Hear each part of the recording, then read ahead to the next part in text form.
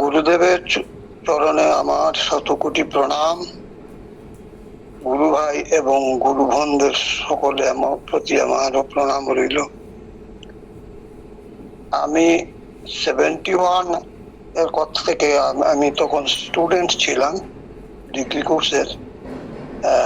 তখন আমি তো সবসময় পরীক্ষায় পাস করতেছি, কোনো অসুবিধা নাই, আমার কোনো ড্রব্যাক নাই, ফেল করি নাই। কিন্তু পার্ট 170 যখন পরীক্ষা দিলাম নরাং কলেজ থেকে, আমার পার্ট 1 পরীক্ষাটা খারাপ হয়ে গেল। তারপরে 71-এ দিলাম, আবার খারাপ হয়ে গেল। 72-তে দিলাম, আবার খারাপ হয়ে গেল। আর শরীর আমার অসুস্থ, অনেক কষ্টে আমি আর চলতে পারছি, অসুবিধা হয়, পেটের মধ্যে জ্বালা যন্ত্রণা, অনেক কষ্ট। 73-তে দিলাম। যাই হোক, পরীক্ষা পান্ডু কলেজে গিয়ে এখানে মোটামুটি আমার একটা সাবজেক্টে ব্যাক হয়ে গেল, ফিজিক্সে। যাই হোক, তো আমার এর মধ্যে একটা ভালুকমারি হাই স্কুলে চাকরিও হয়ে গেল, মোটামুটি তারা নিল। তখন এখান টিচারের খুব অভাব ছিল, কিন্তু আমি তো গ্রাজুয়েট না, তথাপি তারা আমাকে নিল সায়েন্স টিচার হিসাবে। ওই আমি স্কুলে শিক্ষকতা করছি, কিন্তু আমার অসুখের কথা বড় চিন্তনীয় হয়েছে। আমার কমন রুমে একজন স্টাফের সঙ্গে আলোচনা করলাম। একজন শিক্ষক ছিলেন, ওনার নাম প্রসেনজিৎ কুমার নাথ মহাশয়। আমার কথা শুনে উনি একদিন আমাকে একটি সূর্য মন্ত্রের স্তব দিলেন, এটা আপনি করেন, আপনার আশা করি ভালো হবে। তো আমি জব করতে শুরু করলাম। এর মধ্যেই এই জব করা মন্ত্রশক্তি যে কত পাওয়ারফুল, এটা আমি বুঝে নিলাম। জব করতে করতে একদিন শুনলাম যে ভালুকমারি থেকে একজন সাধু প্রমোদ রঞ্জন দাস, প্রমোদ রঞ্জন নাথ মহাশয়ের বাড়িতে আসছেন, ওই প্রদীপের বাবা। তো আমি দেখা করলাম ওনার সঙ্গে। আমি যাওয়া আসা হচ্ছে সবসময়, ওনাদের বাড়িতে যাই। দেখা হলো, একজন সাধু আসলেন, সম্পূর্ণ গৌরিক বসন, চুল লম্বা, দাড়িও লম্বা লম্বা দাড়ি। ওনার সঙ্গে দেখা করে আমি প্রণাম করলাম এবং আমার কথাটা বললাম যে এরকম অসুখ ছাড়ছে না, বহুত কষ্ট হচ্ছে, আর পরীক্ষাও খারাপ হতেছে। তখন বাবা বললেন, কি সুন্দর মূর্তি, হৃষ্টপুষ্ট, এত সুন্দর বাবাকে দেখতে, অটুট স্বাস্থ্য ছিল। বাবা বললেন, বাবাকে অনুরোধ করলাম, বাবা আমাদের বাড়িতে চলেন, প্রায় 1 কিলোমিটার দূর হবে আমার থেকে, এখান থেকে প্রমোদরঞ্জন নাথের বাড়ি থেকে 1 কিলোমিটার দূর আমার বাড়ি। সেখানে বাবা রাজি হয়ে গেলেন, আমরা হেঁটে হেঁটে আমার বাড়িতে গেলাম। যাওয়ার পর ওই বাবাকে বসতে দিলাম এবং অনেক বাড়িটাও দেখলেন বাবা ভালো করে। আর বাবা বাবা আমার তো আর বাবাকে দেওয়ার মতো কিছু ছিলই না ওইদিন, তথাপিও আমার একটা ডালিম গাছের একটি ডালিম ধরছে, কিন্তু বড় পুষ্ট, সেটা বাবাকে আনিয়ে দিলাম। বাবা এটা গ্রহণ করলেন। আবার বাবাকে আমি নিয়ে প্রমোদ রঞ্জন নাথ মহাশয়ের বাড়িতে নিয়ে আসলাম, হেঁটে হেঁটে 1 কিলোমিটার। তখন বাবা বললেন যে তোমার যে অসুখ বিসুখ, তুমি ছাত্রী বাড়িতে আসো। গুয়াহাটিতে আমি ছাত্রী বাড়ি থাকি, কমল চক্রবর্তীর বাড়িতে থাকি, ওইখানে তুমি আসলে আমার সঙ্গে দেখা করো, আমি তোমার জন্য চেষ্টা করব। যাওয়ার পর এমনিতে আমি আগে অনেক চিকিৎসা করেছি, কিন্তু আমার মা বাবা এই যে কার্টনে কার্টনে ওষুধ দেখে ভয় পেলেন, কি রোগ হলো আমার ছেলে, কমে না। আসামের সবচেয়ে নর্থ ইস্টের বড় ডাক্তারকেও দেখাইছি, কিন্তু তো কমে না, কিছুতেই আরোগ্য লাভ করি না। তো বাবার কথা মতো বাবা চলে গেলেন। আমিও ওই পরে গুয়াহাটিতে 1-2 দিন, বাবা যখন ডেট দেওয়া মতোই আমি গুয়াহাটিতে ছাত্রী বাড়ি চলে গেলাম। কিন্তু এর মধ্যে এই যে রসন্ড বাবু যে মন্ত্রটা দিয়েছিলেন সেটা আমি বলছি।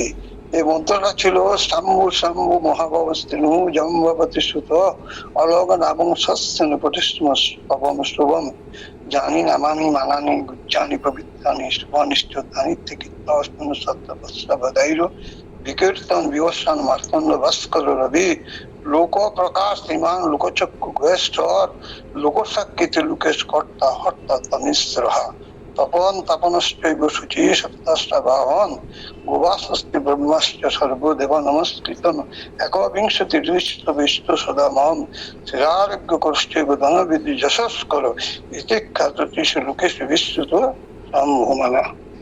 এই মন্ত্রের প্রভাবেই আমি গুরুদেবের সান্নিধ্যে আসলাম। যাই হোক, বাবার কথা মতো আমি ওই ছাত্রী বাড়িতে গেলাম। একটা বারিন্দাতে ওই বাবার থাকার জায়গা, আর দুইটা সাইডে বড় বড় আলমিরাতে ভর্তি বই। বাবা একটা যন্ত্র ছিল ইভিল ফর্মিটার নাম, এই যন্ত্র দিয়ে আমাকে ভালো করে পরীক্ষা করলেন, শরীরটা পেটে সব পরীক্ষা করলেন। যেখানে আমার অসুখ সেখানে একটা ওই যন্ত্রটা কামড় দিল। যাই হোক, বাবা আমাকে ওই আমি বাবাকে আগে জিজ্ঞাসা করেছিলাম যে বাবা কত টাকা নিয়ে যাব, বা তুমি যা পারো নিয়ে এসো। তো আমি মাত্র বাবাকে তো আমাকে 4টা ওষুধ দিলেন, কিন্তু এই যেগুলা ওষুধ দিলেন সেই ওষুধগুলো আমাদের ইন্ডিয়ান না, ফরেন মেডিসিন, আমি বুঝতে পারলাম। আর এই ওষুধ আমি মাত্র 200 টাকা দিলাম। 73-তে মাত্র 200 হবে, কোনো চিন্তা নাই। আচ্ছা, তো অসুখ আরোগ্য খাওয়ার সঙ্গে সঙ্গেও আমার এত শান্তি পেলাম যে রোগ আরোগ্য হয়ে গেল। তারপর আমি আমি আবার এই পান্ডু কলেজে অ্যাডমিশন নিলাম গুয়াহাটিতে। নগাং কলেজটা ছেড়ে দিয়ে আমি পান্ডু কলেজে অ্যাডমিশন নিলাম। তো ওখান থেকে আমি তো ওইদিকে স্কুলে শিক্ষকতা করি, মাত্র 74-এর কথা বলছি। তো 74-এ আমি চিন্তা করলাম প্রথম ব্যাগটা ক্লিয়ার করে নেই। তো ব্যাগটা ক্লিয়ার করে নিলাম, 74 ব্যাগ ক্লিয়ার হয়ে গেল। আর বাবা আমার শরীরে অনেক ইনজেকশনও পুশ করলেন, বহু স্নেহ করেছেন। তখন বাবাকে দেখলাম যে ওইখানে যে অবস্থায় ছিলেন, বাবার একটা গঞ্জি পরা, মানে হাফ গঞ্জি পরা, আর গৌরিক বসন একজন মাও ছিলেন, ওনার নাম ছিল কামাক্কামা। উনি বাবার সেবা করতেন আর গৌরিক বসন পরে নিয়েছিলেন। বাবার হাতে ছিল একটি ঘড়িও দেখেছিলাম, বাবা একটা ঘড়িও রিস্ট ওয়াচ কিনতেন। তো এইভাবে বাবার কৃপায় 75-এ বাবার নির্দেশ মতো আমি আবার স্কুল থেকে 3 মাসের ছুটি নিয়ে আমি পরীক্ষা দিলাম, পার্ট 2 পরীক্ষা। বাবার অশেষ কৃপায় আমি ভালোভাবে পাস করলাম। আমার 75-এই আমার ডিগ্রি কমপ্লিট হয়ে গেল। এটা গুরুদেব যে উনি আমাকে এত কৃপা করেছেন, এটা আমি জীবনে ভুলতে পারবো না। কারণ এটা আমার জীবনটা সম্পূর্ণ গুরুর উপর নির্ভরশীল, গুরুই গঠন করে দিচ্ছেন। নতুবা আমি তো যে অসুখ হয়েছিল কিছুতেই আমার পড়াশোনা হতো না। আমার যেমন একটা ফুল বিনতে থেকে জলে পড়ে সেইভাবে আমি পড়ে গেলাম না, যেতাম। কিন্তু গুরুর অশেষ কৃপায় আমি এই কঠিন দুরারোগ্য রোগ থেকে মুক্ত হয়ে পড়াশোনা কমপ্লিট করে জীবনে প্রতিষ্ঠিত হয়েছি। আজ পর্যন্ত গুরুর এমন দয়াল গুরু আমি জীবনে আর আমার পূর্বজন্মে হয়তো কোনো স্বীকৃতি ছিল, যার জন্য এমন মহাপুরুষের সান্নিধ্য লাভ করে আমি আমার পড়াশোনা তথা জীবনে শান্তি পেলাম। এবং আজ অবধি আছি গুরুর কৃপাতে। আর এরপরে আমি আর আজকে এখানে সমাপ্ত করছি। পরে কালকে আরো বলবো গুরু সম্পর্কে, যে গুরু কি ধন, এটা মূল্যায়ন করা আমরা কমাতে কঠিন। গতিকে গুরু স্বয়ং নারায়ণ, গুরু স্বয়ং ব্রহ্মা বিষ্ণু, সবই গুরুর দেব, গুরুর সম্পূর্ণ দেহ সর্বদেবময়। আমি আজকে এখানে শেষ করছি যে আমি রবীন্দ্র দাস, লঙ্কা বাড়ি, আসাম। সবে আমাকে একটু কৃপা করবেন যাতে আমার গুরুপদে মতি হয়।